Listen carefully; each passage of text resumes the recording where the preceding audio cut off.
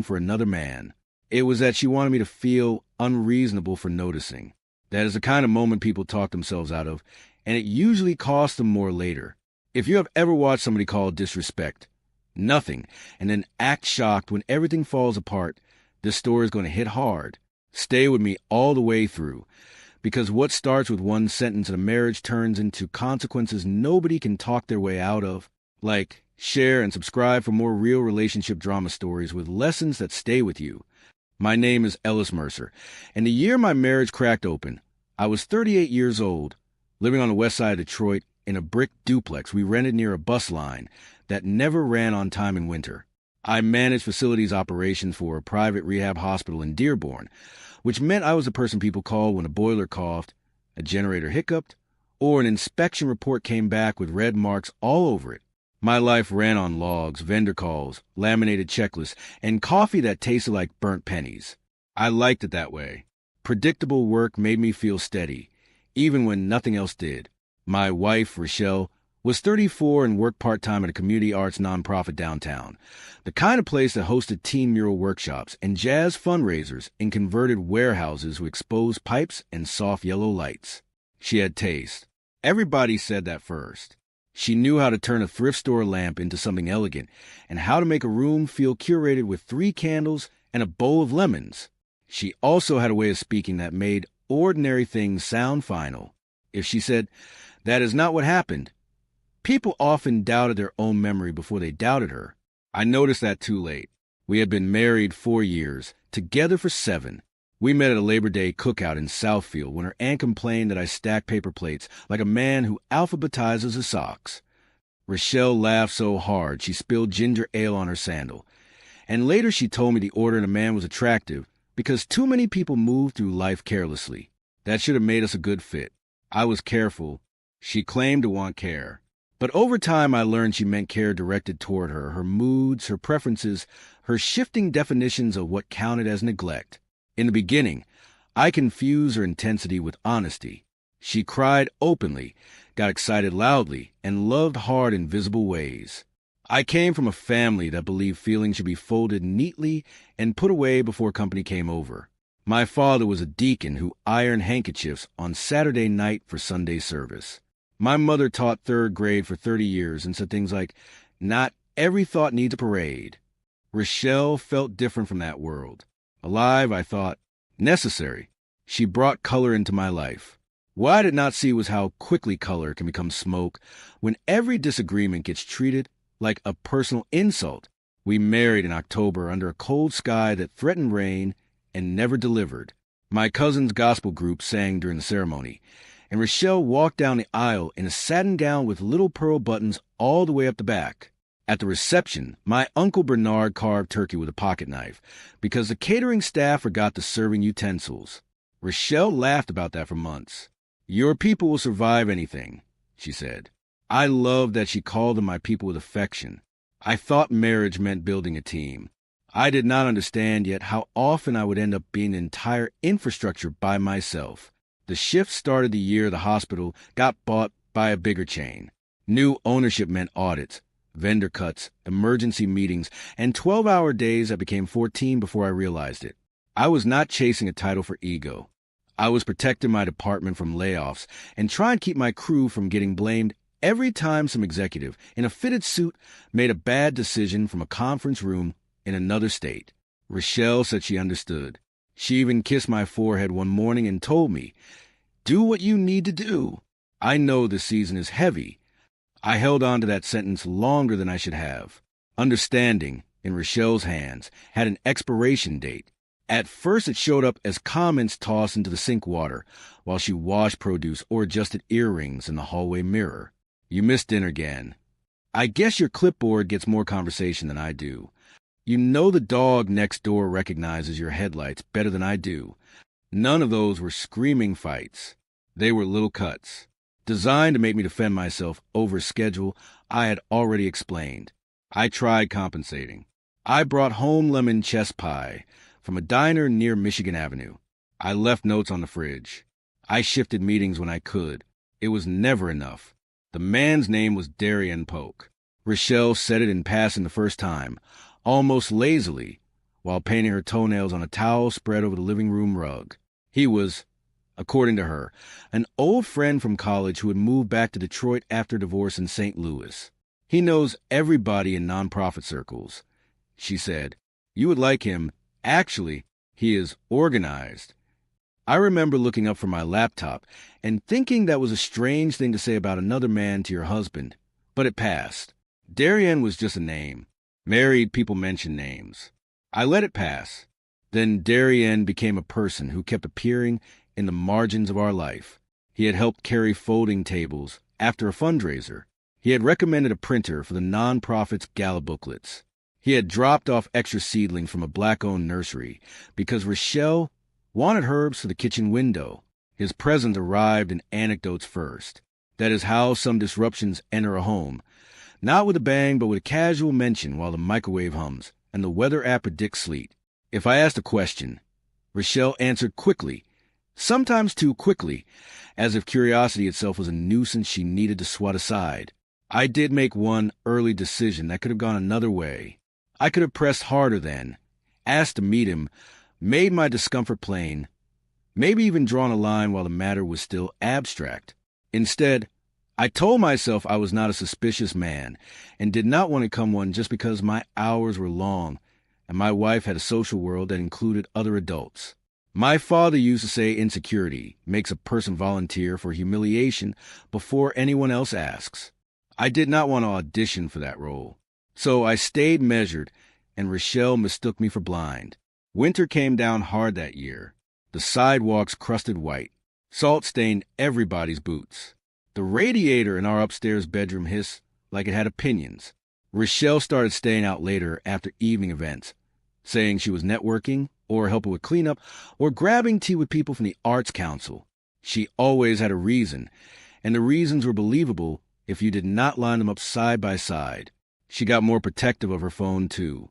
She never used to care where she left it. Suddenly, it lived face down on side tables, tucked under throw blankets, carried to the bathroom for no clear purpose. One Thursday, I got home around 11 after an inspection ran long, because a contractor mislabeled 2 shutoff valves and nearly sent my blood pressure through the roof. Our kitchen smelled like roasted garlic and something citrusy. Rochelle was sitting at the counter in one of my old university sweatshirts, laughing quietly at a message. When I kissed the side of her head, she flinched first and then covered it with a smile. That tiny body response landed in me like a dropped wrench. Not proof, not enough for a charge. Just one of those moments your spirit notices before your mind catches up. At my barbershop on Joy Road, men talked about everything except the things that actually hurt them. Lions, football, city taxes, nephews acting wild, old songs that used real bass. My barber, Mr. Leon, had known me since high school. He limed my beard one Saturday and said, "You've got that married man forehead. Too much thinking under there."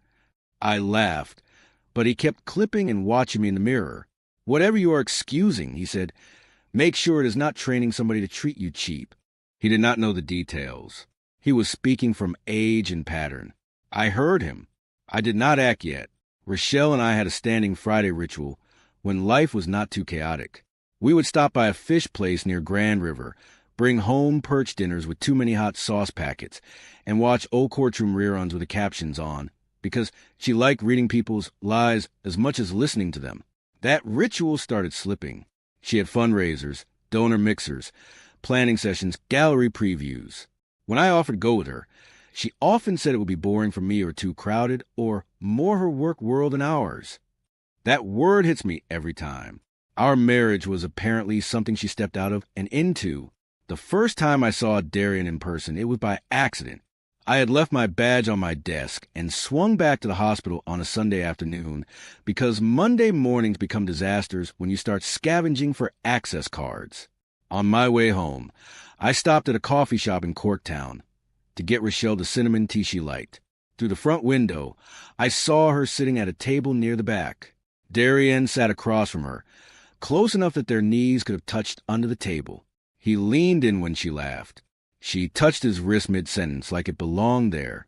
I stood outside with cold air in my lungs and made my second decision point. I could have walked in immediately, let the bell over the door announce me.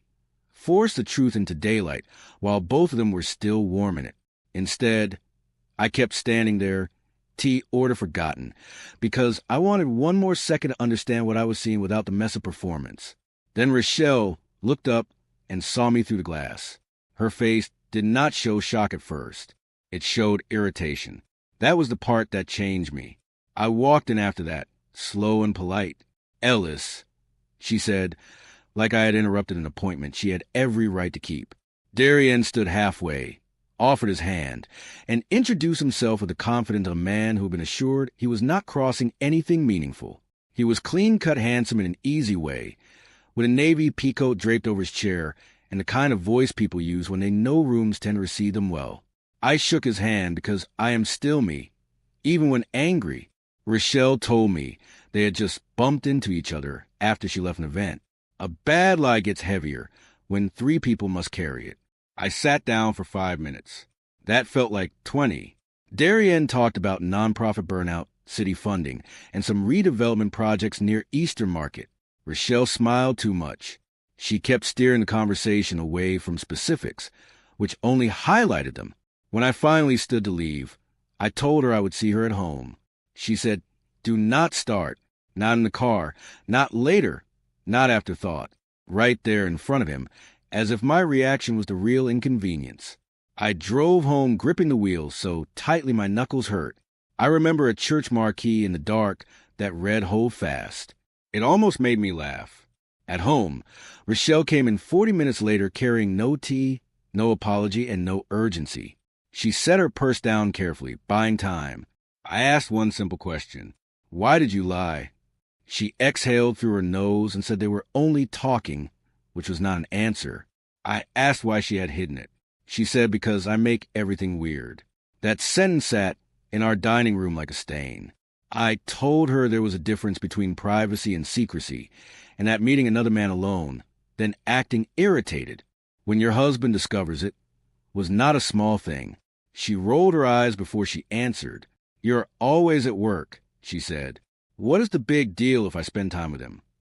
She said it with one shoulder lifted, almost bored, like we were discussing the thermostat.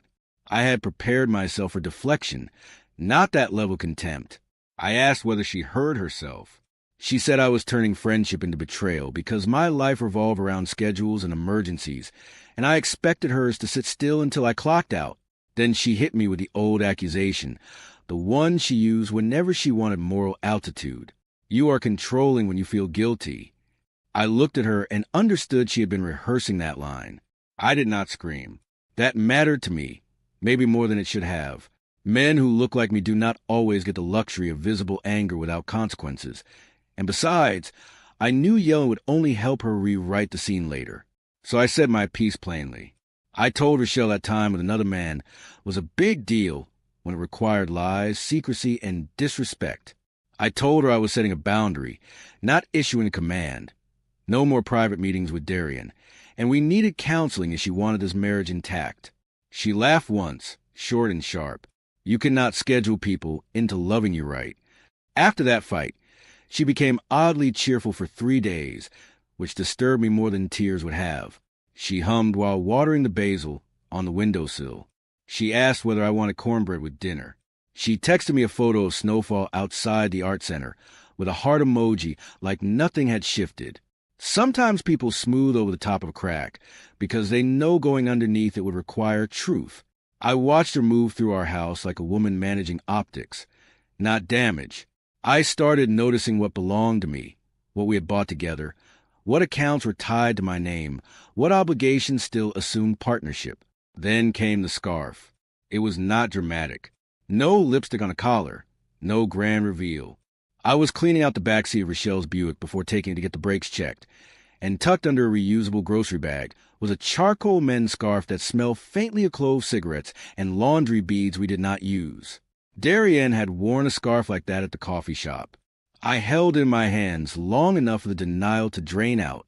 People who are innocent do not accumulate somebody else's winter accessories in private corners of shared life. They just do not. Rochelle got home to find the scarf folded on the kitchen table beside the mail. She stopped when she saw it, then recovered too fast. He left that in my car after we dropped off supplies, she said. No pause to remember, no surprise at seeing it there, no question about why I had found it. I asked how many rides Darian had taken in her car. She said I was being dramatic again. I asked whether she had any interest in saving our marriage. She stared at me like I had moved the furniture wrong. I am not doing this every week, she said. Believe what you want. Something in me cooled then, not shattered, cooled. People talk about heartbreak as a loud event, but sometimes it is a thermostat clicking off. That same night, after Rochelle went upstairs and shut the bedroom door harder than necessary, I sat at the dining table with a legal pad and wrote down facts. Lease renewal due in 2 months. Utilities in my name except the internet.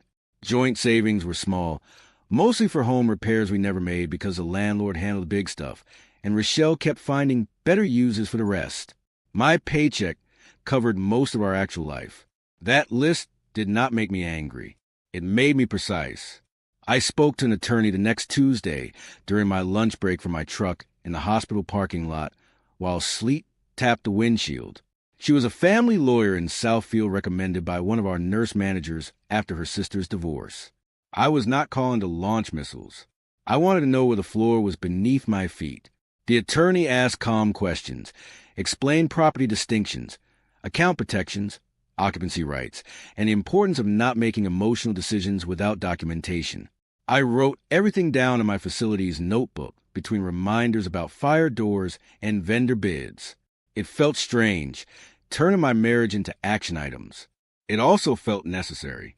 My next decision could have changed everything too.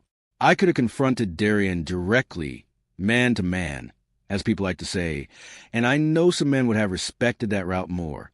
I chose not to because my issue was not with the easiest target. He was a symptom. Rochelle was my wife. She had made vows with me, built a home with me, accepted my labor and steadiness and late nights, and all the invisible things that make ordinary life function. Going in first would have let her become a bystander in her own choices. I refused to rearrange responsibility that way. I tried one more constructive route because I needed to know I had not skipped integrity. I scheduled a counseling consultation at a practice in Farmington Hills and texted Rochelle the date and time. I wrote, "We need help or we need honesty. Pick one."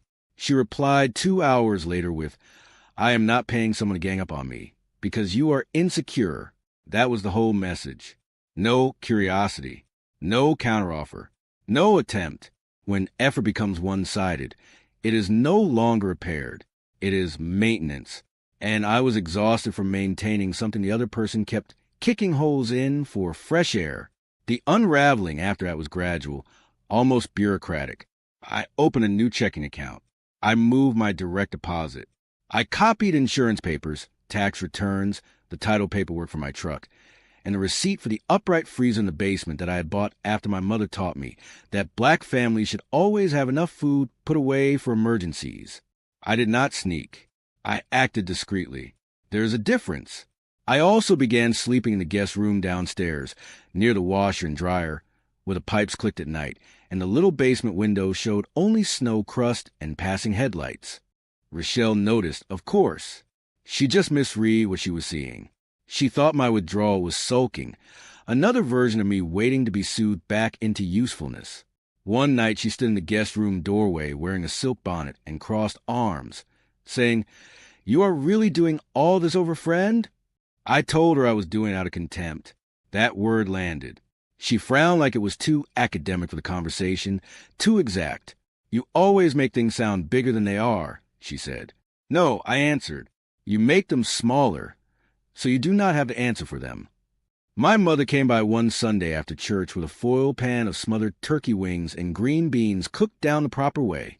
She had noticed I looked thinner and quieter. Mothers who have kept households together on modest incomes develop a radar for strain. We stood in the kitchen while Rochelle was supposedly out running errands. I did not tell Mama everything. I said enough. Her face settled into that disappointed stillness she wore when a student used a bright mind carelessly. "Being busy at work is not permission for betrayal," she said. "And confusion is expensive, baby. Do not rent space to it. In early March, with dirty snow piled like old receipts along the curb, Rochelle hosted a planning meeting for an arts fundraiser at our house. Without fully asking me, 5 people crowded around our dining table, eating cheese straws and speaking in nonprofit shorthand. Darien was one of them. I came home to his laugh in my living room and froze in the entryway with cold air still trapped in my coat. Rochelle introduced this setup, as if it were perfectly normal. "We are almost done," she said. Darien gave me that same mild nod from the coffee shop, comfortable because she had made him comfortable. I did not create a scene. Instead, I walked upstairs, changed out of my work clothes, and listened to the murmur below while staring at our wedding photo on the dresser.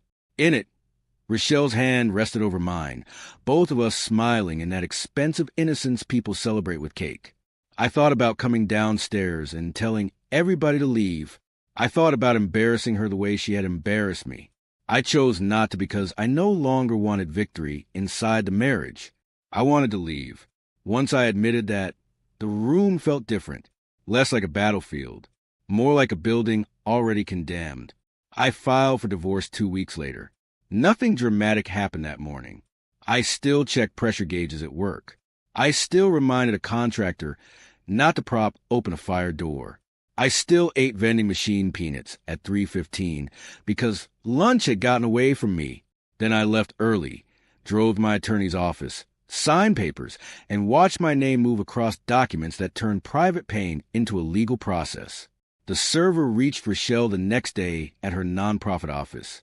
She called me 12 times in 20 minutes. I answered once. She was breathless with outrage. "You filed for divorce before even talking to me?" I almost laughed at that, not because anything was funny, but because some lies collapse under their own weight if you let them breathe. "We talked," I said, "many times." She cried then, real tears, which made things harder for a second because I did love her once, and the body does not always keep pace with the mind. She said I was humiliating her. I said what humiliated her was treating marriage like a waiting room she could step out of whenever she wanted. She accused me of being cruel, rigid, and impossible. I heard pain in her voice, but not accountability. There's a difference there, too. The months that followed were slow and expensive in all the ordinary ways divorce tend to be. Rochelle moved from outrage to bargaining to revision. 1 week, she wanted to save the marriage. The next, she said I had emotionally abandoned her first. Then she claimed Darien had only been a friend until I pushed her away. That line angered me more than the rest because it tried to turn her choices into weather I had created. Meanwhile, the nonprofit cut her hours after a funding shortfall, which meant she fell behind on household expenses she had promised to cover once I moved out and stopped subsidizing everything. I rented a small apartment in Oak Park above a retired postal worker who played radio gospel on Sunday mornings and swept his own walkway before sunrise. It had plain beige walls, a narrow galley kitchen, and windows that rattled when a bus went by, but it was quiet in the way a deep breath is quiet. I bought a used leather chair from a teacher in Ferndale, moved my books in milk crates, and hung exactly one framed photograph. My late grandfather in overalls standing beside the first house he ever owned. I needed reminders of steady men, not stylish rooms curated over unstable ground. Darien did not vanish immediately. He kept hovering around Rochelle through the spring, helping, advising, appearing in stories she told mutual friends. But hovering is easy when the stakes are emotional and the appetizers are free. By summer, when her landlord began threatening action over late payments and the divorce made certain financial realities official, his helpfulness thinned. He stopped showing up to practical errands. He was unavailable when she needed someone to co-sign storage, help move furniture, or cover a utility bill. That was the karma people later tried to package as justice. To me, it looked simpler. Fantasies rarely volunteer for paperwork. Rochelle called me in July from an unknown number while I was parked outside a diner in Livonia after a vendor breakfast meeting. Ceiling fan spun inside. Somebody at the counter was arguing kindly about grits. I should not have answered, but I did. She said she needed help because she had received a court notice from her landlord and did not know where she and her things would go. I let her speak. Then I asked the question that had been growing inside me for months. When exactly did you think this would become my responsibility again? The silence after that was the first honest thing between us. She cried softer this time, less angry, more afraid. She said she had made mistakes. She said Darian had turned out not to be who she thought. She said she had been lonely. All of that may have been true. Truth can arrive late and still be true. But late truth does not erase consequences. I told her I hoped she called her sister in Toledo, because family is who you lean on when pride stops paying rent. I also told her I was not the bridge back to stability after she burned the one we had. It hurts to say. It also freed me. Her eviction happened in August, not with dramatic curbside heap, but with the kind of procedural humiliation most adults fear more. Deadlines missed, extensions denied, movers rushed, belongings stacked in a storage unit she could barely afford. I heard through Rochelle's cousin that she ended up staying with relatives for a while outside Cleveland. People love the phrase karma because it makes consequences sound mystical and satisfying. There was nothing satisfying about it. It was sad. It was avoidable. It was a chain of small arrogances and ignored warnings finally adding up to math nobody could charm their way around. I spent that fall relearning my own rhythms. Saturday mornings I bought peaches or apples from Easter Market, depending on the month, and listened to old Anita Baker songs while meal prepping for the week. I joined a men's group at church, not because I want to perform healing, but because grown men need places where grief can be named without turning into spectacle. I started taking the long way home from work through tree-lined streets when leaves browned at the edges. I noticed I slept through the night more often. Peace did not arrive like fireworks. It arrived with lower blood pressure and unclenched shoulders. Looking back, I can see how often I mistook restraint for wisdom. Sometimes I was wise. Sometimes I was simply afraid of disrupting the image of being the dependable one. I stayed measured because I did not want to become the story of an angry black husband who overreacted. I swallowed things because I wanted to be fair. Fairness matters. But fairness without self-protection becomes a costume people use to access you cheaply. That was one of the hardest truths. Rochelle did not only cross lines. I helped erase them by staying after they were crossed, hoping maturity would make disrespect feel smaller. The divorce was finalized just before Thanksgiving. I signed the last document in a conference room that smelled faintly of toner and stale coffee, then drove straight to my mother's house, where sweet potatoes were cooling on the stove and my father was arguing with the thermostat like it had insulted scripture. Nobody made a speech. Mama just handed me a bowl to peel apples for the cobbler. That ordinary task steadied me more than any grand closure could have. Life does keep moving, not because pain is fake, but because dishes still need drying, and somebody still has to season the greens properly. The last time I saw Rochelle was by chance the following spring in a grocery store in Southfield. She looked thinner, quieter, less polished. I probably did too in different ways. We stood by the floral cooler with tulips between us like a joke neither of us deserved. She said hello. I said hello back. There was no scene, no apology big enough for a movie, no hidden longing. Just two people who had once built a life and then watched one person treat it like something reusable. I walked away with salmon, asparagus, and a clean conscience. Some endings are not loud. They are exact. If this ending proved anything, it is that boundaries only matter when you are willing to stand on them. Rochelle thought Ellis would keep absorbing the disrespect, and that choice cost her more than she expected. Like this video. Share it with somebody who needs to hear this. And subscribe for more gripping cheating, betrayal, and karma stories told with heart, detail, and real emotional weight. When I think about this story now, I do not think first about Darian or even the divorce papers.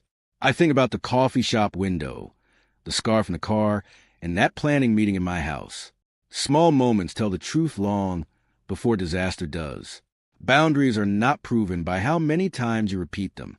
They are proven by what you do after they are ignored. I did not win anything by leaving Rochelle. I just stopped volunteering to be the cushion for consequences that belong to somebody else. The end.